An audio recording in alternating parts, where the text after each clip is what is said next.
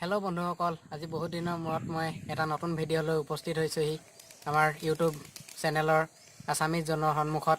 আজি মই আমাৰ ভাৰতৰ প্ৰধানমন্ত্ৰী ডাঙৰীয়াৰ দ্বাৰা বক্তব্য এটা প্ৰদান কৰিব লৈছোঁ। সেই বক্তব্যটো এনেধৰণৰ, চাই যাব আপোনালোকে আৰু লাইক কৰিব, আগলৈ ছাবস্ক্ৰাইব কৰিব।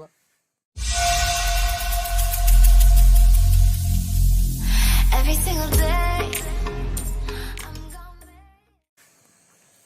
हमारे प्यारे भाइयों बहनों, हम 13,000 गांव में बिजली पहुंचाया है।